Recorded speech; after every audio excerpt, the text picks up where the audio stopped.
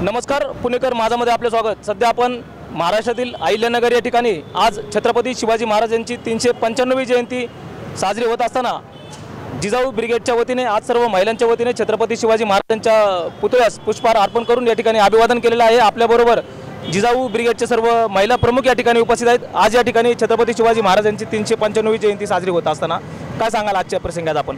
सर्व तमाम बांधवांना शिवजयंतीच्या खूप खूप शुभेच्छा। जिजाऊ ब्रिगेडकडून सर्वांना शुभेच्छा। आज शिवजयंती साजरी करताना खूप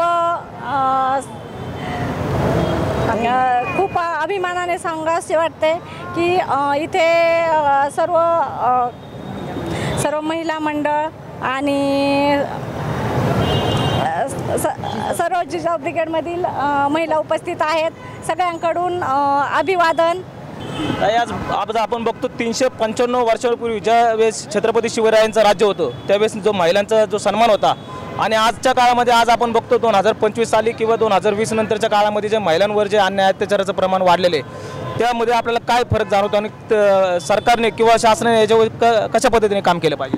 खरं सांगायचं झालं तर अगोदर स्त्री ही नेहमी सुरक्षित होती, पण आज ते काही दिसत नाही। प्रत्येक ठिकाणी अत्याचार होत आहेत, छोट्या मुलीवरती होत आहेत, जे ऑफिसला जातात महिला त्यांच्यावरती पण अत्याचार होतात। त्यासाठी सरकारने लक्ष द्यायला पाहिजे, गांभीर्याने याचा सर्वांनी विचार करायला पाहिजे। शिवाजी महाराजांच्या काळामध्ये खूप महिला सुरक्षित होत्या। ते प्रत्येक महिलेला आपली बहीण मानायचे, आई समान समजायचे, पण आता तसे दिसत नाही।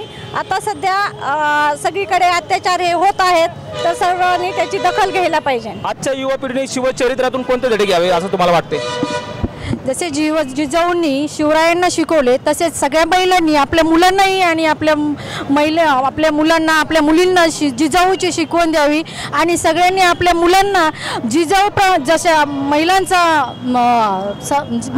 आदर सन्मान करायला शिकवत होते त्याचप्रमाणे सगळ्यांनी आपल्या मुलांना आपल्या प्रत्येक महिलांचा आदर सन्मान करायचं शिकवलं पाहिजे। आज जगामध्ये जे चालू आहे लहान मुलींवरती अत्याचार होते, ज्या जॉबला जातात त्यांच्यावर अत्याचार होते, त्यासाठी प्रत्येक घरात एक जिजाऊ निर्माण झाली पाहिजे। लोकांना घेऊन स्वराज्य उभं केलं होतं, पण आजच्या काळात आज आपण बघतो की सर्वत्र आपल्याला जातीभेदच्या घटना या महाराष्ट्रामध्ये घडताना दिसत, पण समानतेच्या माध्यमातून आपण काय सांगू इच्छिता? समानता शिवरायांनी सगळीकडे ठेवली आहे।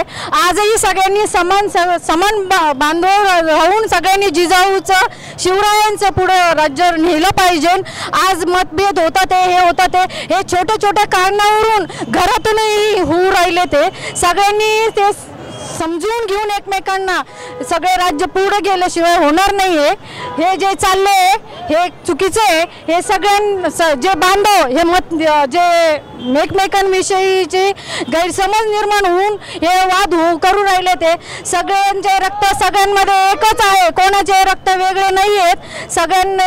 सगळ्यांनी एकमेकांना सहाय्य करूनच हे पुढे चालणार आहे।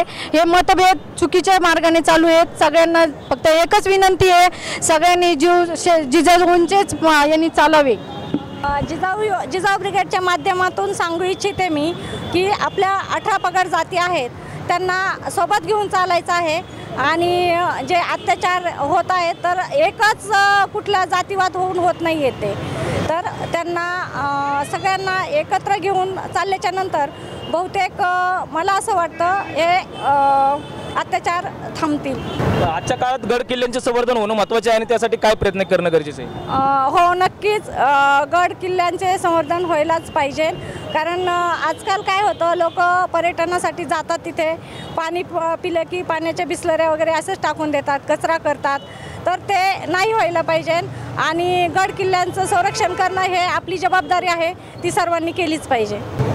आज छत्रपती शिवाजी महाराजांच्या 395व्या जयंतीनिमित्त जिजाऊ ब्रिगेडच्या वतीने छत्रपती शिवरायांना अभिवादन करून आज समानतेचा या ठिकाणी संदेश दिलेला आहे। कॅमेरामॅन यशवंत मी संतोष शिंदे, पुणेकर माझा न्यूज।